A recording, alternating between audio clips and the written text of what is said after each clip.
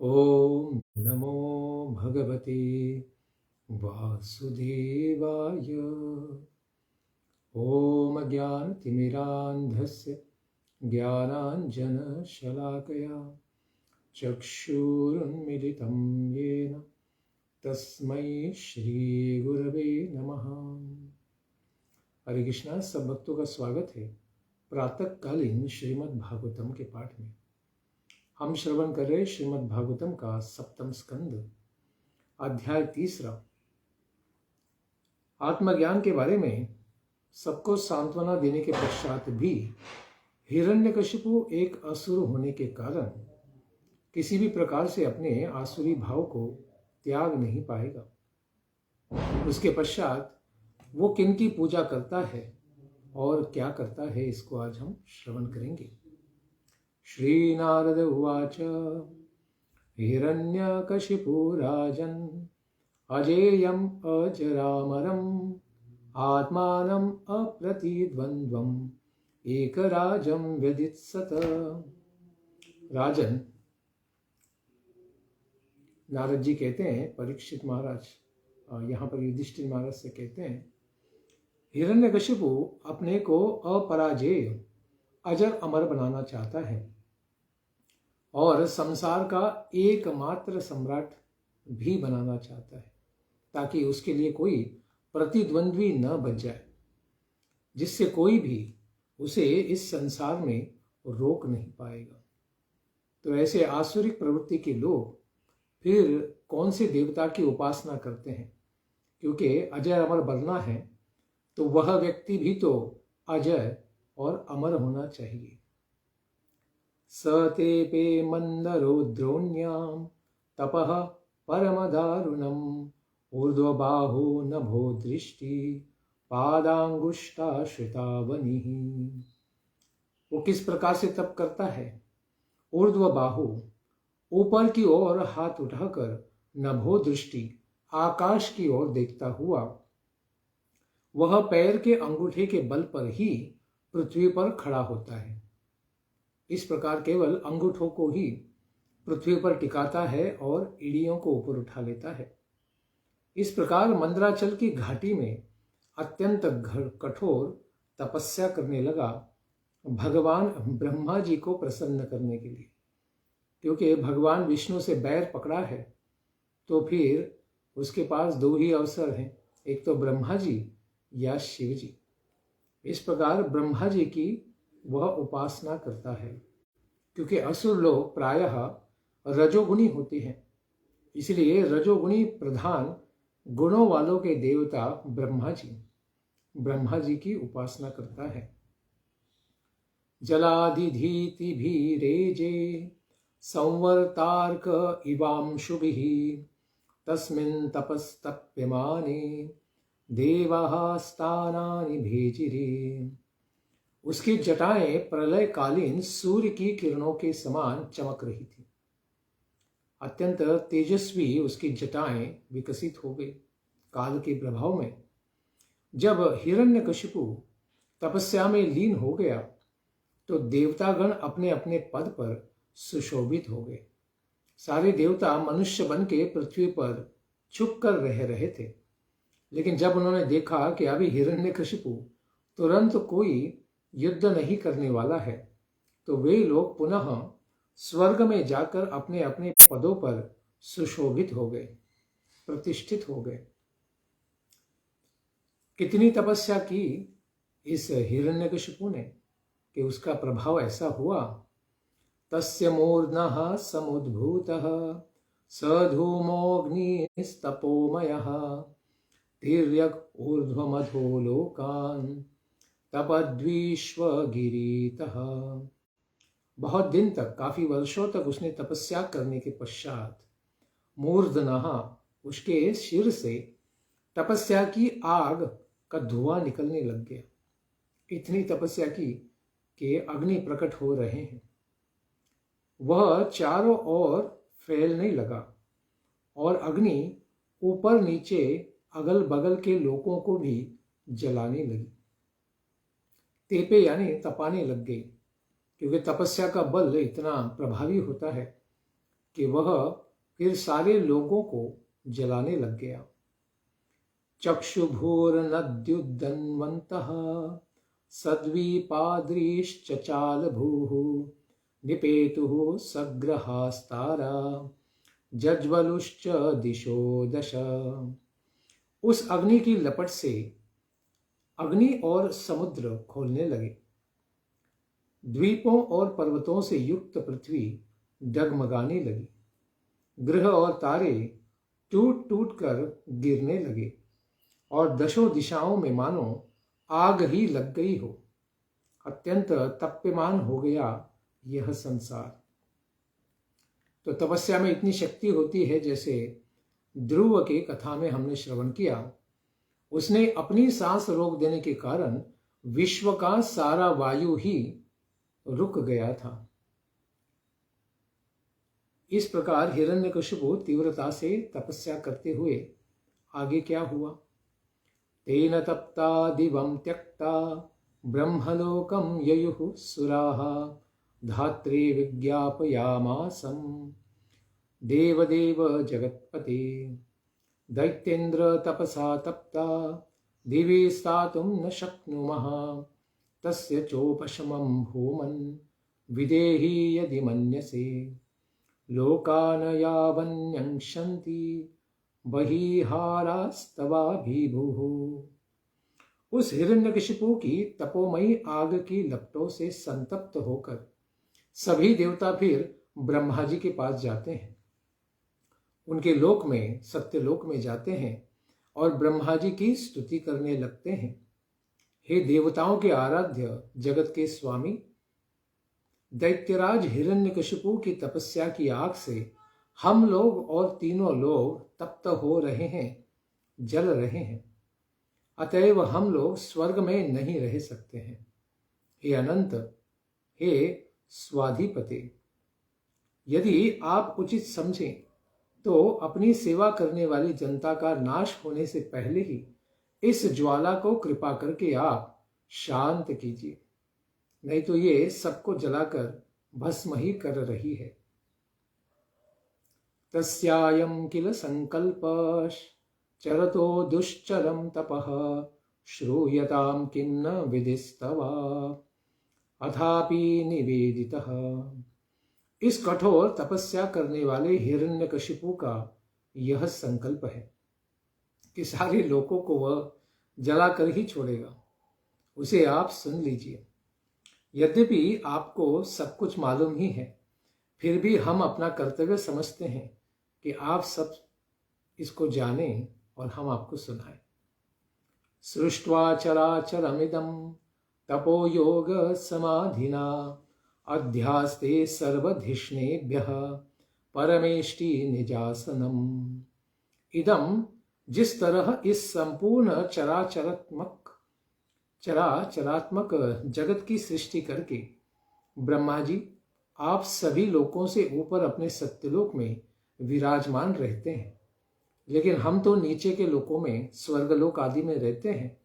तो वहां पर क्या हो रहा है, इसको बताना हमारा कर्तव्य ही हम समझते हैं। तदहं वर्धमानेन तपो योग समाधिना कालात्मनोश्च नित्यत्वात् साधयिष्ये तथात्मनः। इस तरह से प्रतिदिन बढ़ने वाले तप, योग और समाधि के द्वारा काल तथा आत्मा के नित्य होने के कारण अनेक जन्मों में ब्रह्मा जी उस पद को आप प्राप्त किए हैं। लेकिन यह महात्मा हिरण्यकशिपु, यह इस तप के द्वारा तो आपका ही पद छीन लेना चाहता है, यानी वह खुद ही ब्रह्मा बनना चाहता है। तो देवताओं ने ब्रह्मा जी को इसके बारे में बता दिया कि वह अमर बनना चाहता है और आपका पद भी अभी संकट में आने वाला है। अन्यथेदं विदस्येहं यथा पूर्वमोजोससा किमन्यैः काल निर्धूतैः कल्पान्ते वैष्णवादिभिः। मैं अपनी तपस्या के प्रभाव से इस जगत में पाप पुण्यों के नियमों को पलट कर रख दूंगा। इस प्रकार हिरण्यकशिपु का उत्साह है। ऐसे परिवर्तन को मैं कर दूंगा जैसा कभी नहीं हुआ था। सृष्टि का क्रम ही उलट पुलट कर दूंगा, इस प्रकार उसका उत्साह है। काल के अधीन रहने वाले और कल्प के अंत में विनष्ट हो जाने वाले इन वैष्णव इत्यादि पदों में क्या रखा हुआ है? यानी ब्रह्मा जी का पद भी तो अस्थिर है, क्योंकि ब्रह्मा जी को भी मृत्यु प्राप्त होती है। इस प्रकार यह हिरण्यकशिपु सब प्रकार के नित्य स्थितियों को अनित्य ही मानता है, क्योंकि यह वैकुंठ लोक उसे लगता है कि भौतिक संसार में ही है। लेकिन वैकुंठ की गति भगवान विष्णु, उनके आश्रय में जाने वाले जीव कभी भी मृत नहीं होते हैं। लेकिन इसका ज्ञान हिरण्यकशिपु को कदापि भी नहीं था, इसीलिए वो वैकुंठ को भी अनित्य मानता है। इस प्रकार ब्रह्मा जी को देवताओं ने कह सुनाया, इति शुश्रूम निर्बंधम तपः परममास्थितः विदत्स्वानंतरम युक्तम स्वयं त्रिभुवनेश्वर। हे त्रिभुवनेश्वर, त्रैलोक्य के स्वामी ब्रह्मा जी, इतनी कठोर तपस्या करने वाले उस हिरण्यकशिपु का इस प्रकार का हठ हम लोगों ने श्रवण किया है। निर्बंधम शुश्रूम, इसके पश्चात आपको फिर जैसा उचित लगे वैसे ही आप कीजिए। स्वयं युक्तम विधत्स्व, क्योंकि आप तो परम ज्ञानी हैं, क्या करना है यह आप ही जानते हैं। तो कृपा करके जो भी उचित हो कृपा करके आप कीजिए। तवासनम द्विजगवाम पारमेष्ठय जगत्पते भवाय श्रेयसे भूत्यै क्षेमाय विजयाय च। हे जगतपति ब्रह्मा जी, आपका यह सर्वश्रेष्ठ परमेष्ठि पद ब्राह्मणों और गौओं की वृद्धि, कल्याण, विभूति, कौशल और विजय के लिए ही तो है। तो ब्राह्मण, देवता और गोमाता, इनका कल्याण करने के लिए ही तो आपका पद है। अन्यथा इस पद का विभूषण क्या है? यह भगवान की सेवा के लिए ही तो प्राप्त है। और अभी हम देवता भी, ऋषिगण भी, ब्राह्मण भी और गौ माता भी संकट में हैं। तो कृपा करके आप इस जगत का कल्याण कीजिए। इति विज्ञापितो देवैर भगवान आत्मभूर्नृप परितो भृगु दक्षाद्यैर ययौ दैत्येश्वराश्रमम्। हे राजन युधिष्ठिर, नारद मुनि कहते हैं, इस प्रकार से देवताओं के कहने के द्वारा सारा ज्ञान ब्रह्मा जी को बताया गया। इस पर ऐश्वर्य संपन्न आत्मभूः यानी ब्रह्मा जी भृगु महर्षि तथा दक्ष आदि के साथ हिरण्यकशिपु के आश्रम में गए। तो ब्रह्मा जी भी भगवान विष्णु की तरह ही कभी अकेले नहीं जाते। उन्होंने भी अपने सेवकों को, पुत्रों को साथ में लिया, जैसे भृगु महर्षि, दक्ष आदि सबको लेकर जहां पर हिरण्यकशिपु तपस्या कर रहा था वहां पर चले जाते हैं। न ददर्श प्रतिच्छन्नम वल्मीक त्रीन कीचकैः पीपीलिकाभिराचीर्णम एतत्स्त्वं भांस शोणितम। ब्रह्मा जी ने पहले वल्मीक यानी दीमक की मिट्टी, वो बिल के अंदर, मानो वहां पर इतनी तपस्या उन्होंने की कि वहां पर दीमक की मिट्टी यानी बहुत बड़ा वाल्मीकि बन गया, घास और बांस से ढक चुका था। प्रतिच्छन्नम पीपलिका भी, एवं चींटियां जिसके मेद से चमड़ा और मांस, रक्त सब चाट कर खा गई थी। इतनी कठोर तपस्या हिरण्यकशिपु ने की कि चींटियों ने उसका शरीर और रक्त मांस ही खा लिया, फिर भी उसे पता नहीं चला। इतनी घनघोर तपस्या उसने की थी। ऐसी तपस्या करना तो देवताओं के लिए भी बड़ा कठिन था। ऐसे हिरण्यकशिपु के पास जाकर भी ब्रह्मा जी आदि देवता हिरण्यकशिपु को देख ही नहीं पाए, क्योंकि उसका शरीर केवल हड्डियां ही बची थी। तपन्तं तपसा लोकान् यथा भ्रापीहितं रविं विलक्ष्य विस्मितः प्राह प्रहसन् हंसवाहनः। मेघ से ढके हुए सूर्य के समान तथा अपनी तपस्या से सारे लोकों को संतप्त करने वाले हिरण्यकशिपु को देखकर, यानी उसकी केवल हड्डियों को देखकर, ब्रह्मा जी बड़े हंस वाहन, हंस के ऊपर बैठकर आए थे, ऐसे ब्रह्मा जी बड़े आश्चर्यचकित हो गए और प्रहसन प्राह, इस प्रकार उसके बाद हंसते हुए कहते हैं, ब्रह्मोवाच उत्तिष्ठोत्तिष्ठ भद्रं ते तपः सिद्धोऽसि काश्यप वरदोऽहम् अनुप्राप्तो व्रीयतामीप्सितो वरः। हे काश्यप, कश्यप मुनि के पुत्र दिति से उत्पन्न हिरण्यकशिपु, इसीलिए तद्धित रूप बना काश्यप। उत्तिष्ठ, उत्तिष्ठ, जागो, ते भद्रम, तुम्हारा कल्याण हो। तपः सिद्धोसी, तुमने बहुत अच्छा तप किया है और इस तप के प्रभाव से तुम सिद्ध हो गए हो। वरदः अनुप्राप्त, और इसके कारण मुझे भी तुमने प्रसन्न कर दिया है, तो तुमको वरदान देने के लिए स्वयं हम ही आए हैं। इप्सितः वरः ब्रीयताम, इस प्रकार वे कहते हैं कि अभी तुम अपना अभिप्रेत वरदान को तुम हमसे मांग सकते हो। अद्राक्ष महते तत्ते हृत्सारं महदद्भुतं दंशभक्षित देहस्य प्राणायस्ति शुशेरते।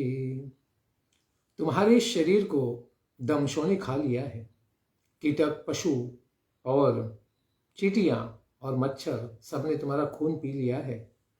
तुम्हारे इस अद्भुत हृदय को मैंने देख लिया कि कितनी कठोर तपस्या तुमने की है। तुम्हारा प्राण केवल अस्थिषु शेरते, केवल हड्डियों के सहारे ही टिका है। तो तुम्हारी आत्मा और प्राण बस हड्डियों के पास ही लटक रहा है। नई तत्पूर्वर्ष यश्चक्रूर न करिष्यन्ति चापरे नीरंबूर्धारयेत् प्राणान् को वै दिव्य समाशतम। इस प्रकार की कठिन तपस्या न तो किसी ऋषि मुनि ने कभी की है पूर्व में, और न कोई आगे भविष्य में भी करेगा। न चक्रुः न चापरे करिष्यन्ति, न भूत में, न वर्तमान, न भविष्य में, केवल अकेले तुम ही हो। इतनी एक कठोर तपस्या तुमने की है। ऐसा कौन है जो देवताओं के दिव्य समाशतम, देवताओं के 100 वर्ष, यानी हमारी पृथ्वी के अनुसार कितने हो गए 1000, एक वर्ष का उनका एक केवल एक दिन होता है, तो हजारों वर्ष हमारे, हम समझ सकते हैं कि इतने वर्षों तक बिना पानी के तुम जीवित कैसे रह सके। तो यह विशेष तुम्हारे तपस्या का प्रभाव ही है, जो लाखों वर्षों तक तुमने तपस्या की है और इतना तेज पाया है कि आज साक्षात तुम मेरा ही दर्शन कर रहे हो। व्यवसायेन तेनेन दुष्करेण मनस्विनां तपोनिष्ठेन भवता जीतोऽहं दीति नंदन। पहले कहा काश्यप, तुम कश्यप मुनि के पुत्र हो। अभी ब्रह्मा जी उसकी माता का भी उद्धार करते हैं और वे कहते हैं जीतोऽहं दिति नंदन, हे दिति के पुत्र, बड़े बड़े धैर्यवानों के लिए भी अत्यंत दुष्कर इस तप में निष्ठा रूप व्यवसाय करने से ही तुमने मुझे भी जीत लिया है। अहम भवता जीतः, इतनी अच्छी तपस्या की है तुमने, मेरा हृदय भी जीत लिया है। ततस्त आशीषः सर्वा ददाम्य सूरपुंगव मर्त्यस्य ते अमर्त्यस्य दर्शनम नाफलम मम। हे असुर पुंगवः, असुर शिरोमणि, सारे असुरों में श्रेष्ठ, इसी से प्रसन्न होकर तुम जो कुछ वरदान मांगोगे वह सारा वरदान मैं तुम्हें दे दूंगा। सर्वः आशीष ददामि, तुम मर्त्य हो, मर्त्यस्य ते, यानी तुम्हारा भी एक दिन मृत्यु होने वाला है, और अमर्त्यस्य मम, और मैं अमर हूं, अतएव मेरा तुमको दर्शन कभी निष्फल नहीं होगा। उसके हृदय की भावना को ब्रह्मा जी तो जानते थे कि अमर बनना चाहता है, इसलिए जानबूझ के स्वयं की मृत्यु होने पर भी उन्होंने कहा कि मैं भी अमर हूं, कहो क्या आशीर्वाद चाहिए। मेरा आशीर्वाद और दर्शन कभी निष्फल नहीं होगा। तो नारद मुनि कहते हैं, इत्युक्त्वादि भवो देवो भक्षितांगम पीपीलिकैः कमंडलो जनेनौक्षर दिव्येनामोघराधसाम। हे युधिष्ठिर, इस तरह से कहकर ब्रह्मा जी ने उसके चींटियों से खाए हुए शरीर पर अपने दिव्य कमंडलू के, जो तप और ज्ञान से युक्त है, ऐसे कमंडलू के जल के दिव्य अमोघ प्रभाव रखने वाले जल को उसके हड्डियों के ऊपर छिड़क दिया। क्या प्रभाव हुआ ऐसे जल छिड़कने से? सतत कीचक बल्मीकात् सह ओजो बलान्वितः सर्वावयव संपन्नो वज्र संहननो युवा उत्थितस्तप्त हेमाभो विभाव सूर्यवैधसः। उस जल के छिड़कते ही जैसे लकड़ी के ढेर में आग लग जाए, उसी तरह बांस और दीमकों की मिट्टी से यानी ढेर से वह एकदम से पूरा शरीर पुनः नवयौवन बन के तेजस्वी शरीर के साथ खड़ा हो गया। उस समय उसका शरीर सभी अवयवों से परिपूर्ण एवं अत्यंत बलवान हो गया। उसके सारे अंग वज्र के समान कठोर मजबूत हो गए। वह नवयुवक हो उठा। उसके सारे अंग तपाए गए स्वर्ण के समान चमक रहे थे। दैदीप्यमान ऐसा कांति वाला शरीर उसका हो गया। स निरीक्षांबरे देवम हंसवाहम अवस्थितम ननाम शिरसा भूमौ तद्दर्शन महोत्सवः। आकाश में हंस वाहन पर बैठे हुए ब्रह्मा जी को देखकर हिरण्यकशिपु अत्यंत प्रसन्न हुआ। अरे, देवताओं में श्रेष्ठ ब्रह्मा जी साक्षात दर्शन दे रहे हैं। महोत्सवई ही भूमौ शिरसा नाम। उसने तुरंत भूमि के ऊपर धरती के ऊपर माथा टेका और ब्रह्मा जी को नमस्कार किया। उत्थाय प्रांजलि प्लव ईक्षमानो दृशा विभुम हर्ष श्रुपोलकोद्भेदो गिरा गदगदया गृणात। उस प्रकार प्रणाम करके वह उत्थाय उठ जाता है। प्रांजलि ही प्रवह, और दोनों हाथों को जोड़कर अत्यंत नम्रता से हिरण्यकशिपु ब्रह्मा जी को अपने निर्निमेष नेत्रों से देख रहा था, यानी पलके झपका भी नहीं रहा था। अत्यंत खुले नेत्रों से ब्रह्मा जी का निरंतर दर्शन कर रहा था और एकदम भगवान का ही मानो दर्शन हो गया है। तो उसके नेत्रों से आनंदों के अश्रुओं की धारा बहने लगी। गदगदया गिरा और अत्यंत लड़खड़ाती वाणी से वह घृणात ब्रह्मा जी की स्तुति करने लग गया। हिरण्यकशिपुर्वाच कल्पान्ते कालसृष्टेन योन्धेन तमसावृतम् अभिव्यन जगदिदं स्वयं ज्योतिः स्वरोचिषा आत्मना त्रिवृता छेदं सृजत्यवति लुम्पति रजः सत्वतमो धाम्नि पराय महते नमः। हिरण्यकशिपु ने ब्रह्मा जी से कहा, कल्प के अंत में यह संपूर्ण जगत काल के द्वारा प्रेरित घोर अंधकार में ढक जाता है, यानी सब कुछ प्रलय जल में डूब जाता है। उस समय अपने स्वप्रकाश स्वरूप आपने इसे पुनः प्रकट किया, यानी रात्रि के समाप्ति पर आप पुनः इसे प्रकट करते हैं। आप ही त्रिगुणात्मक रूप से इस जगत की सृष्टि, रक्षा और संहार करते हैं। उन्होंने ब्रह्मा जी को ही वासुदेव भगवान कृष्ण बना दिया और कहते हैं कि सृष्टि, स्थिति और प्रलय तीनों आप ही करते हैं।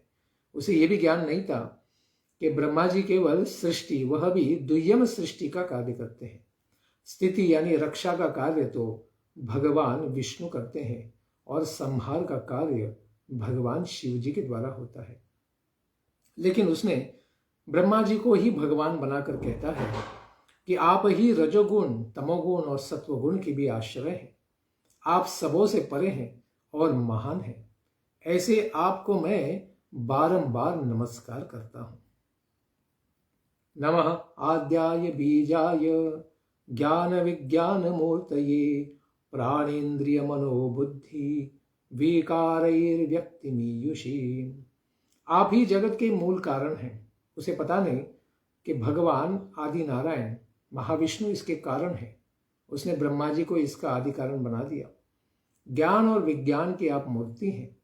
प्राण, इंद्रिय, मन, बुद्धि आदि विकारों द्वारा आपने अपने आप को ही मानो प्रकट किया है। इस प्रकार वह 6 प्रकारों से ब्रह्मा जी का वर्णन करता है कि आप स्वयं प्रकाश हैं, आप अपने से ही हैं, आपका कोई जन्म नहीं है। जगत प्रकाशत्व, आप सारे जगत का भी प्रकाश करते हैं। तत्कारणत्व, उसके आप कारण भी हैं। जगत की सृष्टि आदि का कर्तृत्व, सारे जगत को आप ही प्रकट करते हैं। महत्व, आप सबसे महान हैं, सबसे परे हैं, और परमेश्वरत्व, आपके ऊपर कोई नहीं। इस प्रकार से वह ब्रह्मा जी को नमस्कार करता है। आगे वह कहता है, त्वमीशिषे जगस्तस्तु पश्च, त्वमीशिषे जगतस्तस्तुषश्च, प्राणेन मुख्येन पतिः प्रजानां, चित्तस्य चित्तेर्मन इन्द्रियाणां, पतिर्महान् भूतगुणाशयेशः। आप मुख्य प्राण हैं। मुख्येन प्राणे, सूत्रात्मा रूप से जड़ जंगमात्मक जगत के आप प्रशासक हैं। चर और अचर सारे जीवों का कल्याण आप ही करने वाले हैं। सबके ऊपर आप ही शासन करते हैं। आप ही प्रजाओं के रक्षक भी हैं। प्रभो, हे स्वामी, आप ही चित्त, चेतना, मन और इंद्रियों के भी स्वामी हैं। पंचभूत, उनके शब्दादि गुण तथा उनकी वासना, संस्कारों के रचयिता भी महत्त्व के रूप में आप ही विराजमान हैं। इस प्रकार से उन्होंने सारे ब्रह्मांड का आदि कारण ब्रह्मा जी को ही बताया। त्वं सप्ततन्तून् वितनतोषि त्वन्वा, त्रय्या चतुर्होत्रक विद्यया च, त्वमेक आत्मात्मवतामनादिर अनंत पारः कविरंतरात्मा। आप ही नई रूप अपने शरीर के द्वारा, जो हमेशा नवीनतम ही रहता है, कभी आप वृद्ध नहीं होते, और चतुर्होत्र विद्या के द्वारा यज्ञों का आप विस्तार भी करते हैं। आप ही संपूर्ण प्राणियों की आत्मा है, उनको परमात्मा भी बना दिया, क्योंकि आप ही अनादि, अनंत, अपार, सर्वज्ञ और अंतर्यामी हैं। सब जीवों के हृदय में आप ही हैं। त्वमेव कालो निमिषो जनानां, आयुर्लवाद्यावयवैः क्षिणोषि, कूटस्थ आत्मा परमेष्ठ जो महांस, त्वं जीवलोकस्य च जीवमात्मा। जीव आत्मा, आप ही काल स्वरूप है। काल भी मानो आपका ही रूप है। लव आदि अपने विभागों के द्वारा, क्योंकि 1 सेकंड का कम से कम 11वां हिस्सा जिसको लव कहते हैं, उसके द्वारा भी लोगों की आयु को आप क्षीण करते रहते हैं। प्रतिदिन उद्यन अस्तंच यन्नसो, प्रतिदिन सूर्य आता है और अस्ताचल को जाता है, तो जीवों का एक एक दिन क्या होता है, वो मृत्यु के समीप जाते हैं। इस प्रकार काल सबकी आयु को क्षीण करता रहता है।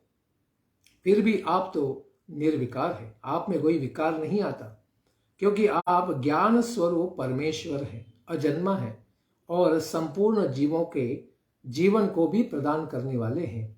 आप हमारी भी अंतरात्मा हैं, आप हम सबके नियंता भी हैं। इसीलिए आपसे परे कोई नहीं हो सकता है। इसी को कहता है, त्वत्तः परम ना परमपेदने जनेत, तच्च किंचित व्यतिरिक्तमस्ति, विद्याकलास्ते तनवश्च सर्वा, हिरण्यगर्भोऽसि बृहत् त्रिपृष्ठः। संसार के जितने भी जड़ जंगम कार्य वर्ग हैं, वह आपसे कोई श्रेष्ठ नहीं है। और न तो कोई वस्तु आपसे भिन्न भी है। सब कुछ आपका ही प्रकटीकरण है। सारी विद्याएं और कलाएं आपका शरीर ही है। आप त्रिगुणात्मिका प्रकृति से परे हैं और आपका नाम हिरण्यगर्भ भी है। चमकते हुए इस दिव्य कमल के ऊपर आप विराजमान रहते हैं। इसीलिए कहते हैं कि जितने भी वेद तथा उपवेद विद्याएं हैं और जितनी भी कलाएं हैं, सब आपसे ही प्रकट है। आगे कहता है कि आपसे तो कोई श्रेष्ठ या परे संसार में है ही नहीं। व्यक्तम विभो स्थूलमिदं शरीरम येनेन्द्रिय प्राण मनो गुणां स्वं भुंक्षे स्थितो धामनि पारमेष्ठ अव्यक्त आत्मा पुरुषः पुराणः। हे विभो, हे स्वामी, यह ब्रह्मांड आपका स्थूल शरीर है। उसी के द्वारा आप इंद्रिय, प्राण और मन के विषयों का उपभोग करते हैं, किंतु उस समय भी आप अपने सर्वश्रेष्ठ धाम में विराजमान ही रहते हैं। वस्तुतः आप पुराण पुरुष अव्यक्त आत्मा है। इस प्रकार आप संसार में किसी को बड़ी सरलता से दर्शन नहीं देते हैं। इस प्रकार आप सारे ब्रह्मांड को प्रकट करके ब्रह्मांड के ऊपर बैठते हैं, लेकिन सारा ब्रह्मांड भी आपसे ही उत्पन्न है। और हमारे इंद्रिय प्राण सबके आप क्या हैं? आदि भोक्ता हैं। सबका भोग आप ही कर रहे हैं। अनंताव्यक्त रूपेण येनेदम अखिलम ततम चेदचित शक्ति युक्ताय तस्मै भगवते नमः। हे भगवान, आप अनंत हैं, आपका कोई अंत नहीं है और आप अव्यक्त रूप से इस संपूर्ण जगत में व्याप्त हैं। चेतन और अचेतन ये दोनों आपकी ही शक्तियां हैं। ऐसे भगवान को मैं सादर नमस्कार करता हूं। यदि दास्यस्य भीमतान् वरान् मे वरदोत्तमा भूतेभ्यस्त्वद्वि सृष्टेभ्यो मृत्युर्मा भुन्मम प्रभो। हे प्रभो, हे हमारे स्वामी, यदि आप मुझे मेरे अभिमत वरदान को देना ही चाहते हैं, आप हमसे प्रसन्न हैं, तो हे वरदोत्तम, सारे उत्तम व्रतों को, वरदानों को आप देने वाले हैं, तो आपके द्वारा सृष्ट भूतों यानी जीवों से भूतेभ्यः मम मृत्यु, मेरी मृत्यु मां भूत, कभी भी न हो। आपने संसार में 84 लक्ष योनियां बनाई हैं, तो उन योनियों में से किसी भी जीव के द्वारा मेरी मृत्यु न हो, इस प्रकार से मुझे आप आशीर्वाद दीजिए। नान्तर बहिर्दिवा नक्तम अन्यस्मादपि चायुधैः न भूमौ नाम्बरे मृत्युर् न नरैर्न मृगैरपि। मेरी मृत्यु न बहिः, कभी बाहर न हो, न भीतर हो, न दिन में हो, न रात में हो, किसी दूसरे आयुधों से भी बिल्कुल न हो, यानी न जल से न थल से बने हुए आयुधों से मेरी मृत्यु हो, न भूमि पर हो, न भूमौ, न अंबरे, न आकाश में, न नरैहि, मनुष्य के द्वारा न हो, न मृगैहि, पशुओं के द्वारा भी न हो। इस प्रकार अमरता का वरदान वह इस प्रकार से मांगता है अप्रत्यक्ष रूप से। व्यसोभिर्वासु मदभिर्वा सूरासूर महोरगैः अप्रतिद्वन्द्वताम युद्धे ऐकपत्यम च देहिनाम। निष्प्राणों अथवा प्राणवानों से या देवता या फिर असुर महासर्प से भी मेरी मृत्यु कदापि न हो। युद्ध में कोई मेरा सामना ही न कर पाए और मैं समस्त शरीरधारियों का एकमात्र स्वामी बन जाऊं। यानी उसने अप्रत्यक्ष रूप से ब्रह्मा ही बनने का वरदान मांग लिया, क्योंकि उसे पता था ब्रह्मा जी कहने पर उनका पद तो वे नहीं छोड़ेंगे, लेकिन उनके बाद सर्वश्रेष्ठ मैं ही बन जाऊं, क्योंकि उन्हें पता है देवताओं को संकट आने पर ब्रह्मा जी तो प्रार्थना भगवान विष्णु से करते हैं और विष्णु ही छलिया रूप लेकर यहाँ पर सारा असुरों का विनाश करते हैं। इसीलिए ब्रह्मा जी मेरे लिए कभी भी समस्या नहीं बनेंगे। इसीलिए उन्होंने ब्रह्मा के बाद सबसे बड़ा अजय पद मांग लिया। सर्वेषां लोकपालानां महिमानं यथात्मनः तपो योग प्रभावानां यन्न ऋष्यति करहिचित्। सर्वेषां लोकपालानां, सभी इंद्र आदि जो संसार में लोकपाल हैं, देवता हैं, इनमें जैसी आपकी अप्रतिम महिमा है, आत्मनः महिमा आपकी षष्ठी है, उसी तरह मेरी भी महिमा हो, यानी केवल ब्रह्मा जी के वो समान ही बन जाए। तपस्वियों और योगियों को जो अक्षय ऐश्वर्य प्राप्त है, जिसका कभी नाश नहीं होता है, इस प्रकार की सिद्धि, वैसा ही मेरा भी ऐश्वर्य मुझे प्राप्त हो जाए। इस प्रकार हिरण्यकशिपु ने मानो ब्रह्म पद ही मांग लिया हो। इस प्रकार के आशीर्वाद मांगने के पश्चात फिर आगे क्या होता है, क्या ब्रह्मा जी उस प्रकार का वरदान देंगे? इसको श्रवण करते हैं चौथे अध्याय में। नारद उवाच एवं वृतः शतधृतिर् हिरण्यकशिपो रथ प्रादात् तपसा प्रीतो वरांस्तस्य सुदुर्लभान्। नारद मुनि कहते हैं, युधिष्ठिर, हिरण्यकशिपु के द्वारा इस प्रकार के वरदान मांगने से, उसकी तपस्या से प्रसन्न ब्रह्मा जी उसको अत्यंत दुर्लभ वरदानों को, इन वरदानों को प्रदान कर देते हैं। तथास्तु करके कहते हैं कि हिरण्यकशिपु, जिस प्रकार तुम्हारी इच्छा हो उसी प्रकार से यह वर मैं तुम्हें प्रदान कर देता हूं। ब्रह्मोवाच तोते मे दुर्लभा पुंसां यान वृणीष्ये वरान् मम तथापि वीतराम्यंग वरान्यदपि दुर्लभान्।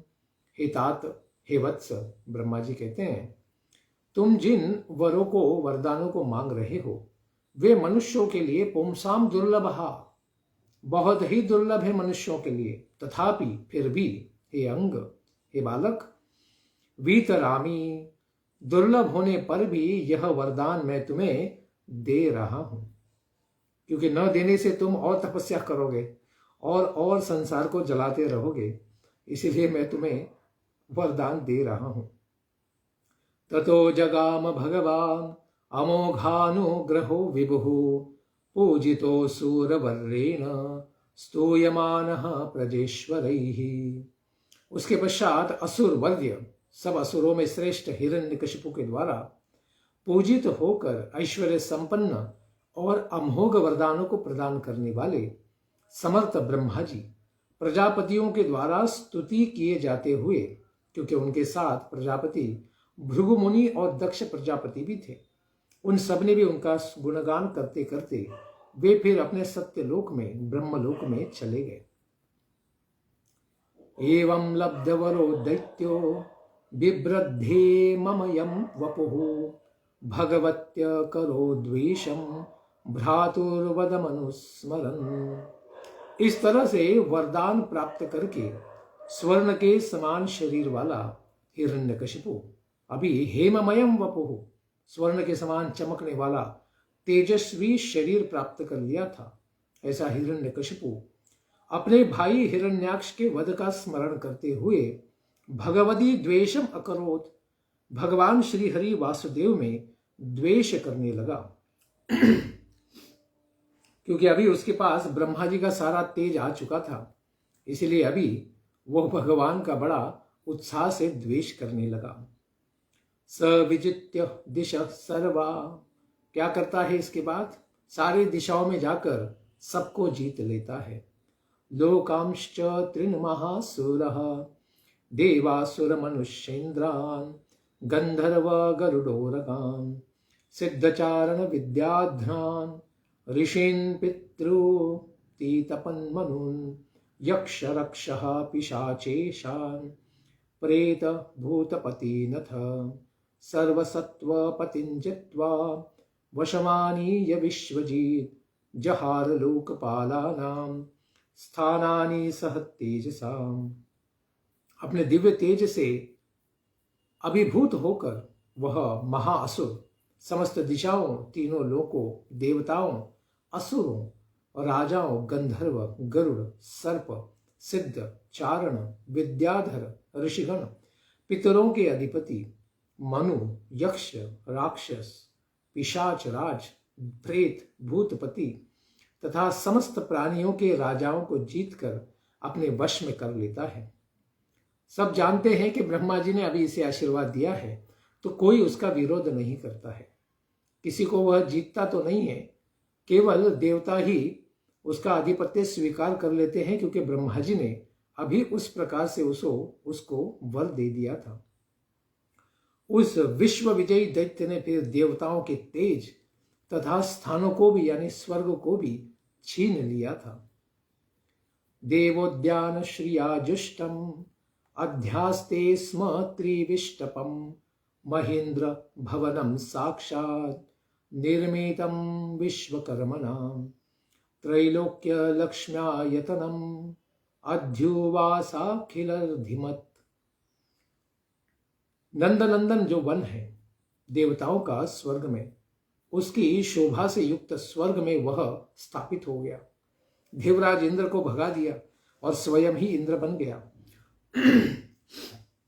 साक्षात विश्वकर्मा के द्वारा निर्मित इंद्र का वह दिव्य भवन जो त्रैलोक्य की शोभा से संपन्न था, उसी भवन में इंद्र के समान वह रहने लगा। वह सब प्रकार की संपत्ति से संपन्न हो गया। यत्र विद्रुम सोपाना महामारकता भुवः यत्र स्फाटिक कुंड्यानि वैदुर्यस्तंभ पंक्तयः यत्र चित्र वितानानि पद्मरागासनानि च पयः फेन निवासशय्या मुक्तादाम परिच्छदः। उस महल में मूंगे की सीढ़ियां बनी थी, यानी इतने दिव्य रत्नों से वह महल सजा हुआ था, उसको कहते हैं। पन्ने के फर्श थे, स्फटिक मणियों की दीवारें थीं, वैदुर्य मणि के स्तंभ, उनकी पंक्तियां बड़ी चमक रही थी। रंग बिरंगे चंदोवा थे। पद्मराग मणि के आसन पर दूध के फेन के समान अत्यंत स्वच्छ सुंदर श्वेत वर्ण की शैयाएं थी, जिन पर मोती की झालरें बड़ी सुशोभित हो रही थी। उनके ऊपर बैठकर बड़ा आनंद को प्राप्त कर रहा था। इस प्रकार इंद्र बनने के कारण सारी अप्सराएं भी उसकी सेवा में लग गई। कोजद्भीर नूपुरैर्देव्यः शब्दयन्त्य इतस्ततः रत्नस्थलिषु पश्यन्ति सुदतीः सुंदरम मुखम। सर्वांग सुंदरियां अप्सराएं अपने पैरों के सुंदर सुंदर पायलों की रुंझुन करती हुई इधर उधर घूमती हुई रत्नमयी भूमि में कहीं कहीं अपना सुंदर मुख देखती थी, और इस प्रकार हिरण्यकशिपु को भी आनंद दे रही थी। क्या करेंगी, अभी असुर ही उनका राजा बन चुका है, तो उसी की सेवा में लग गए। तस्मिन् महेंद्र भवने महाबलो महामना निर्जित लोक एकराट रेमे भिवन्द्यांघ्रियुगः सुरादिभिः प्रतापितैर् ऊर्जित चंड शासनः। महाबलः, महामनः, महाबली, महातपस्वी, महामनस्वी हिरण्यकशिपु निर्जीत लोक, सभी लोकों को उसने जीत लिया था। सबका एक छत्र सम्राट बन गया, छत्रपति महाराज बन गया। वह उसी इंद्र के भवन में अत्यंत आनंद से विहार करने लगा।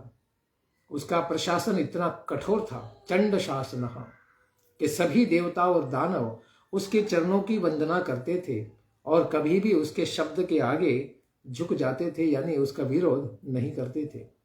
जब चाहे तब इंद्र को चमका दो, जब चाहे तब सूर्य को चमका दो, इस प्रकार का उसका शासन था। आगे उसने अपना भोग विलास कैसे चालू रखा, कितना मदमस्त बन गया, इसको नारद मुनि कहते हैं।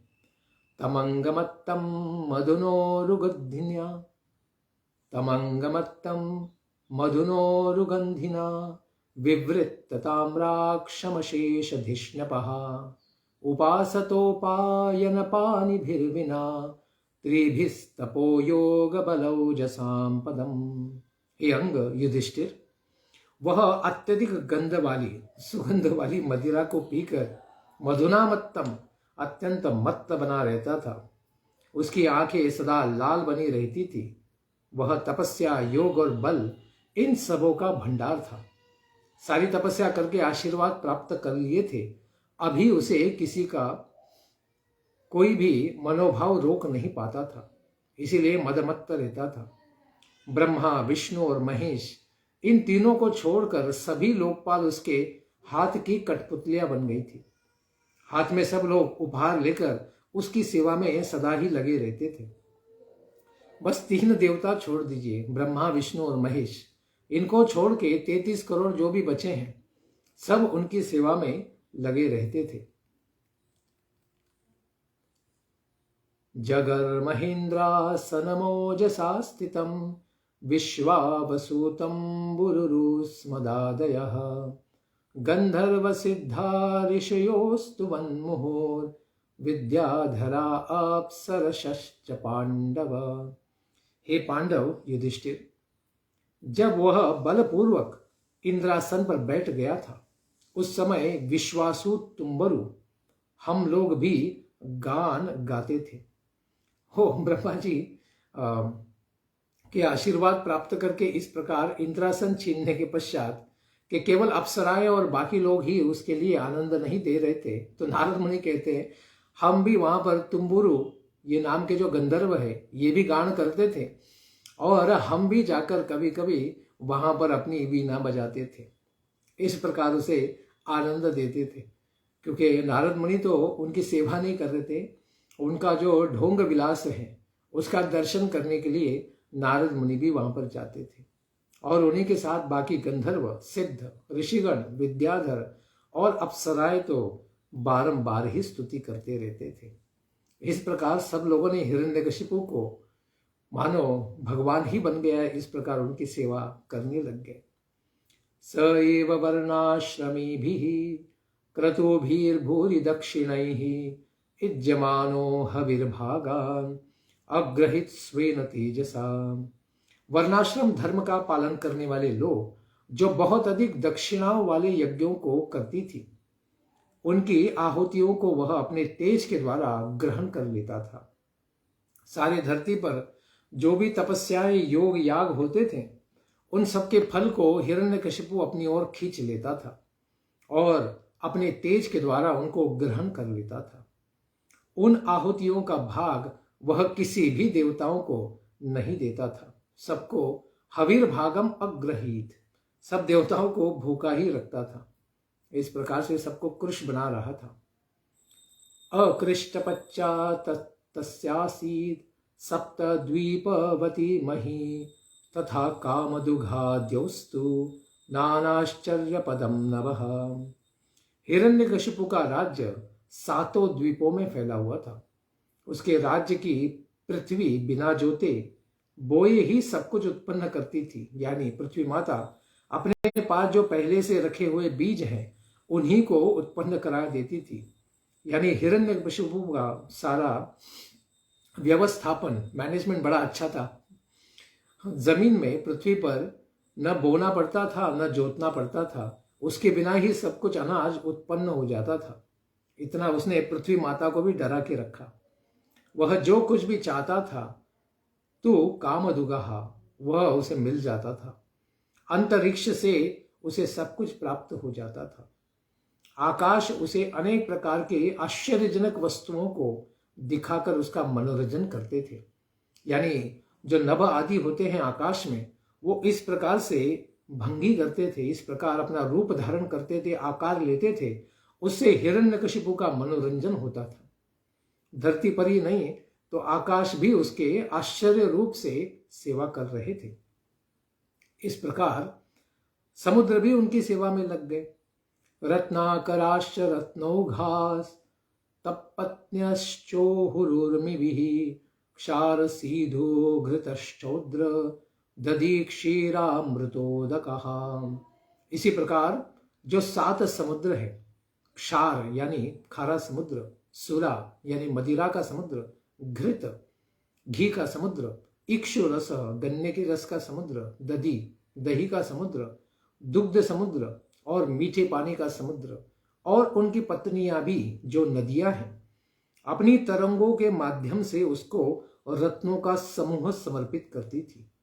रत्नों घान ऊ हो, सारे रत्न समुद्र में पाए जाते हैं। उन सारे रत्नों की भी सेवा होती थी इन हिरण्यकशिपु के चरणों में। तो सारे संसार को उसने अपनी सेवा में लगा दिया। शैलाद्रोणी भिरा क्रीडम सर्वर्तुषु गुणान्द्रुमः दधार लोकपालानाम एक एव पृथग्गुणान्। पर्वत अपनी घाटियों में उसके खेलने के लिए स्थान प्रदान करते थे। वृक्ष सभी ऋतुओं में फलते फूलते थे, कभी छुट्टी नहीं लेते थे। हमेशा ही उनके ऊपर फूल आते थे और फल पकते रहते थे। अकेला ही वह समस्त लोकपालों के विभिन्न गुणों को धारण करता था। इस प्रकार उसने सबको आनंदित नहीं किया, स्वयं को ही आनंदित किया। सबको 12 महीना 24 घंटा सेवा लगा दी। इस प्रकार किसी को भी छुट्टी नहीं। जिस प्रकार चाइना में देखा जाता है कि लोगों को 12-16 घंटा सरकार देश की सेवा के नाम पे बिल्कुल सांस लेने के लिए भी नहीं छोड़ती है। स इत्थम निर्जित कुबेक रांघ्रीव विषयान प्रियान यथोपजोषम भुंजानो नातृप्यद अजितेंद्रिय। दिग्विजयी एक छत्र सम्राट ऐसा हिरण्यकशिपु अपने को प्रिय लगने वाले विषयों का स्वच्छंदता पूर्वक उपभोग करता था, किंतु वह जितेंद्रिय नहीं था। सबकी इंद्रियों को उसने जीत लिया, केवल अपनी इंद्रियों को वह जीत नहीं पाया था। अतएव इतना होने पर भी उसको कभी तृप्ति नहीं हुई। सबको जीतने वाला, सबकी इंद्रियों को अपनी सेवा में लेने वाला, लेकिन अपनी ही इंद्रियों को न जीतने के कारण, क्योंकि उसने भगवान की भक्ति नहीं की थी, इसीलिए वह कभी तृप्त नहीं हुआ। यह आत्मा न प्रसिद्धति, उसका आत्मा कभी भी संतुष्ट नहीं हुआ। ऐश्वर्यमत्तस्य दृप्त सश्छात्रवर्तिनः कालो महान गतीयाय ब्रह्मशापम उपेयुषः। इस प्रकार से सनकादिकों के शाप से ग्रस्त वह हिरण्यकशिपु, क्योंकि पूर्व जन्म में जय विजय के रूप में शाप लेने पर ही तो वे लोग हिरण्याक्ष और हिरण्यकशिपु बने थे। ऐसे हिरण्यकशिपु ऐश्वर्य के मद से मत्त बन गया और घमंड में चूर था। वह शास्त्रों की मर्यादा को मानता नहीं था। उच्च शास्त्रवर्ती न, उनकी मर्यादाओं को छोड़ दिया। भगवान की भक्ति तो कभी करता ही नहीं था, भगवान की कोई भक्ति करने भी नहीं देता था। इस तरह से महान कालः व्यतीयाय, उसके जीवन का बहुत सा अधिक समय बीत गया था। इस प्रकार उसकी तपस्या से शक्ति प्राप्त सारे देवताओं को अपना सेवक बना लेता है और फिर सारे देवता अत्यंत व्यथित हो जाते हैं। बहुत सारा समय भी चला गया, न ब्राह्मणों की, न गाय की, न देवताओं की कोई सेवा कर रहा था। फिर देवताओं ने क्या किया? तस्योग्र दंड संविघ्नः सर्वे लोकाः सपालकाः अन्यत्रालब्ध शरणः शरणं ययुरच्युतम्। हिरण्यकशिपु के कठोर दंड से व्याकुल होकर सर्वे लोकपालाः लोकाः, सर्व लोकपाल अपने साथ सभी दूसरे लोगों को भी साथ में लेते हैं और कहीं भी त्राण नहीं पाकर भगवान श्री अच्युत के ही शरण में जाते हैं। उन्हें पता है कि ब्रह्मा जी ने अभी इन सबको आशीर्वाद देके रखे हैं, हिरण्यकशिपु आदि को, अभी वे हमारा क्या कल्याण करेंगे। अभी हमें भगवान के आश्रय में ही जाना पड़ेगा, क्योंकि भगवान ही धर्म गोप्ता, धर्म रक्षक है। ऐसे भगवान के चरणों में शरण लेने से ही हमारा कल्याण होगा। इस प्रकार सारे देवता अभी भगवान के शरण में पहुंच जाते हैं। क्या भगवान इन सब का कल्याण करेंगे? कैसे करेंगे? इसको हम श्रवण करेंगे आने वाले सत्र में। धन्यवाद। हरे कृष्णा। ग्रंथराज श्रीमद् भागवतम की जय। निताई गौर प्रेमानंदे। हरि हरि बोल। जय जय श्री राधे श्याम।